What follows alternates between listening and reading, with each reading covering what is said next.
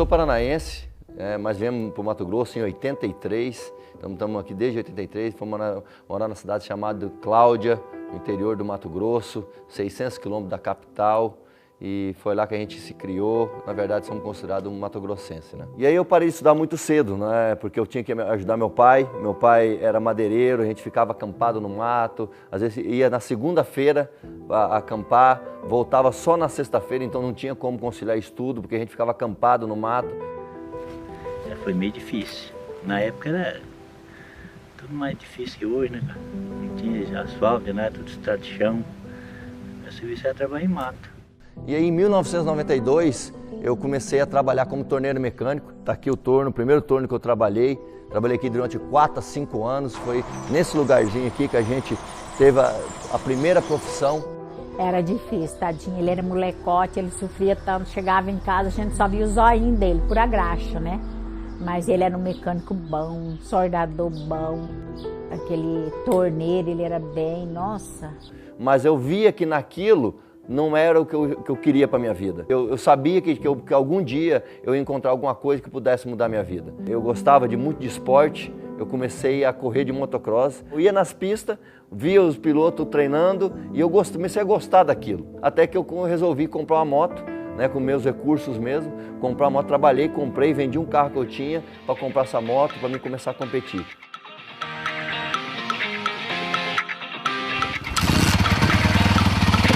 Eu trabalhava o dia todo, a semana inteira no torno. Aí na sexta-feira à tarde eu carregava minha moto, ia para a corrida, ia lá, corria no sábado, no domingo e depois carregava a moto e voltava embora, porque segunda-feira a gente tinha que estar aqui de novo, trabalhando, né, para ganhar nosso pão de cada dia.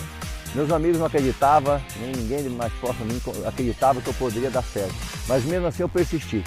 E com o tempo eu comecei a realmente pular, comecei a competir e no meu primeiro ano eu fui piloto revelação no Campeonato Mato Grossense de Motocross. Eu lembro quando um amigo meu começou a me ligar e falou para mim, ó, você queria um negócio para você ganhar dinheiro? Eu encontrei esse negócio para você. Porque eu tinha que sair da cidade de Cláudia, né, que era a minha cidade, para ir para Sinop, conhecer, que é uma cidade vizinha, mas era 80 quilômetros de chão na época, para poder conhecer essa oportunidade. E era um dia inteiro de evento. Quando eu cheguei lá, deparei com aquelas monte de carros adesivados, aquele monte de gente, aquele tumulto de pessoas, e eu falei assim, volto embora ou já estou aqui e entro? Eu já tinha andado 80 quilômetros, falei, vou assistir.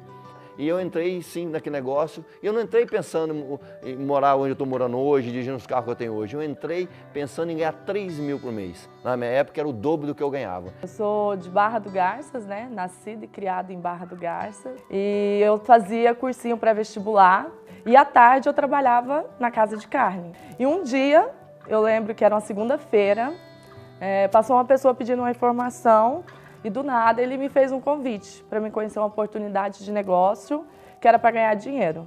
E foi no dia que eu cheguei lá na reunião, estava lá Claudemir Rodrigues mostrando o plano, mostrando um cheque de 3 mil. E aí a gente começou a namorar e comecei a desenvolver o negócio junto com ele, comecei a acompanhar, comecei a ver como que era o negócio. Aí veio a grande descoberta, o cheque de 3 mil já tinha 3 anos, mas a gente acreditava no negócio. E aí o Claudemir falou, Lô, a gente precisa ir para um grande centro, uma capital, onde tem pessoas empreendedoras, onde rola mais dinheiro, onde pessoas buscam algo novo.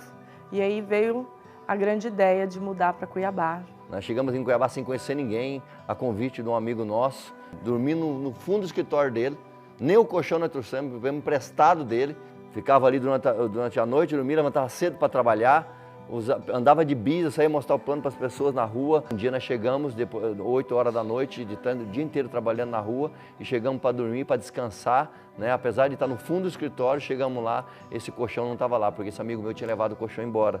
A gente acordou cedo e falou, a gente precisa procurar um canto para a gente ficar, ou senão a gente volta para trás e assume que a gente não deu certo. E aí eu falei, voltar para trás? Não, a gente veio até aqui, vamos continuar. Alugamos um apartamentinho muito pequenininho, com cheque emprestado do pai dela. E apesar de estar morando naquele apartamento pequenininho, a gente continuou acreditando que daria certo.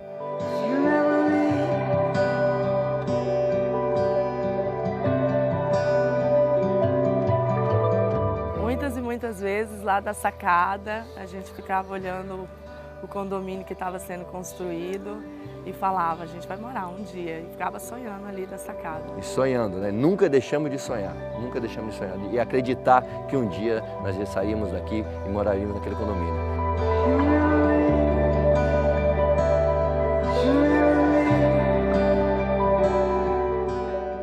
Mas depois de tudo isso, foi quando surgiu a proposta da Rinodê na nossa vida.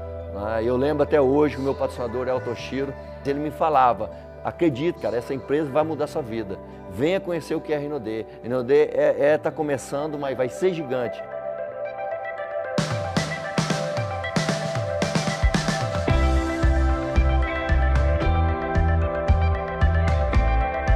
Foi quando ele me pegou e falou, venha para São Paulo. E eu fui para São Paulo, conheci a empresa, foi naquele momento que eu conheci a Rinodê, que eu conheci a família Rodrigues, que eu apertei a mão do Sandro, nosso presidente, foi quando realmente eu entendi que aquela empresa seria diferente. Eu vi no olho do nosso presidente o que ele tinha para poder levar para as pessoas. E já não era mais dinheiro, e sim a missão de mudar a vida das pessoas. E era uma casa velhinha, caía nos pedaços. Eu dou graças a Deus, ele que me deu essa casinha. Se não fosse ele, né? Eu não tinha uma casinha bonita até hoje. Ele sempre foi sonhador. Desde de pequeno, ele sempre falava que um dia, até na questão da casa, ele sempre falava para minha mãe que um dia ele ia conseguir dar uma casa para ela. E ele, né, prometeu e cumpriu, com a graça de Deus. Moravam os dois juntos, né? Na época de quem tinha que pagar as contas, quase era eu trabalhando com torno, né? Eu falei, Carl, você não tá no lugar certo, não. Ele olhou pra mim e falou assim, Daniel, eu vou ficar rico ainda com esse negócio ainda. E ele sempre falando, né, que ele ia dar um jeito, ia mudar de vida para ajudar nós, né?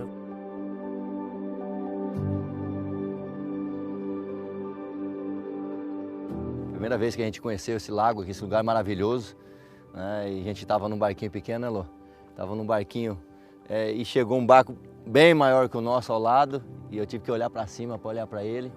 E naquele dia nasceu um sonho de ter um barco como esse. Na verdade, até pedi pro dono do barco para eu poder entrar dentro do barco dele, conhecer como é que era, para me visualizar aquele sonho, né, e para depois a gente concretizar. Colocamos no quadro do sonho e eu sempre visualizava isso. Quando a gente fala que hoje tem coisas acontecendo na nossa vida que nós não tínhamos sonhado nem nos melhores sonhos, é disso que a gente está falando. É aqui que a gente carrega as baterias, tem vezes que a gente vem aqui e fica 3, 4 dias embarcado, né, se divertindo, se descansando a mente, para a gente voltar depois, né, com as energias carregadas. A gente vê nele que ele é uma pessoa exigente, tanto é que ele chegou onde ele chegou, né? E assim, a gente se espelha nisso, né? Eu mesma tenho orgulho, bastante orgulho dele, que ele é um paizão, mudando de vida, ele mudou muito a nossa. Eu tenho hoje em dia muita oportunidade, né? Muito mais oportunidade com ele. O pessoal não apoiava, não dava credibilidade nenhuma para ele. Toda vez que ele, tanto é que ele começou o negócio, ninguém acreditou. E mesmo longe, ele sempre tenta estar presente da gente, mesmo trabalhando muito, ele tenta ser um pai bem presente. Que eu posso ter tempo com a minha família, eu posso ter tempo para desfrutar, eu posso ter o luxo de ficar um dia dentro de casa e não ter que sair trabalhar e poder desfrutar do meu barco, poder desfrutar da minha vida. Hoje é o que a Rinodê nos proporciona, realmente ter uma vida digna, uma vida surreal, uma vida que eu jamais sonhei há 16 anos atrás. Se me falasse para mim que eu ia estar vivendo uma vida dessa, eu ia chamar a pessoa de maluco. Você é responsável pela sua história. Momentos desafiadores sempre vão existir, mas você é quem decide o que fazer com eles. Determine os seus objetivos e lute para alcançá-los. Só assim você poderá ir do impossível à realidade.